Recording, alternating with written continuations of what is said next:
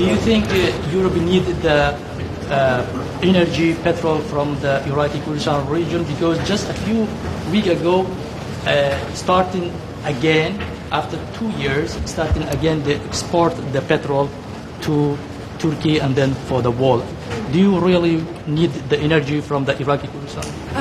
We, of course, as European Union, want to diversify our energy portfolios with different partners because we have paid a very high price for putting all the eggs in one basket, and that's why we are looking for partnerships that are equal on both sides on these topics that I mentioned.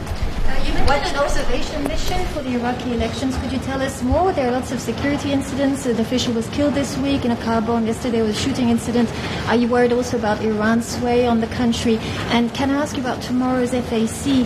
There are reports that there's not going to be much talk of sanctions anymore. Are you worried about maybe the EU giving up its leverage too fast? 11 Palestinians were killed today in Gaza. And if I may, can ask you what you talked about with Hakan Fidan just now, as we just saw him leave. Yeah. And Minister Hussein, what is your response to criticism from Europeans about Iran maintaining a strong influence on Iraqi politics, particularly with the recent batch of ambassadors? Thank you. First on the election observation, really the election observation will be on the ground on the 11th of November, and of course, like with all the election observation missions, it's also the issue of their security that we take very seriously. So this will be the case as well, and I think the security of the region is very fragile when it comes to different countries in the region, and we are hoping for a stable region, so that means also democratic developments in different countries, what we're trying to also observe.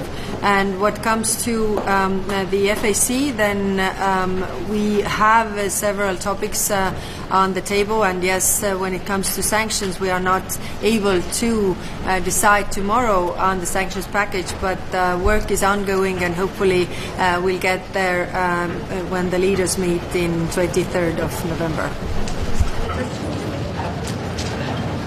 So, you see, we have got excellent relationship with all our neighboring countries, and of course including Iran, and we respect the sovereignty of Iran, and nowadays the decision and decision-making process is in Baghdad. So the Iraqis are taking the decision. We, of course, we follow the situation and the tension between Iran and other countries, but we are not going to be part of any conflict or any war. What progress has been made in EU-Iraq cooperation? What do you expect for the future? And I ask you again, what role does the energy sector play in this discussion today? Thanks.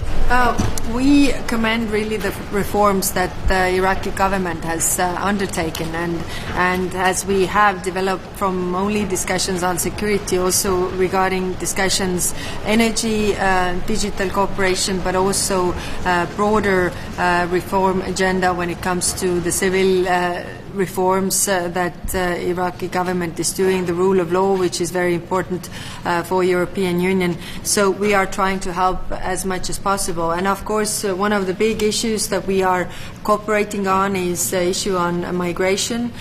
So we are also discussing those points. Are you going to talk about the deportation? Are you going to talking about the deportation? Because we saw so many deportations from Germany to Iraq. We are discussing the cooperation of on migration. What more can we do? We have same worries when it comes to the Daesh camps and all this. So again, it's very much tied to the security of the region, but also European Union. Thank you very much. Thank you.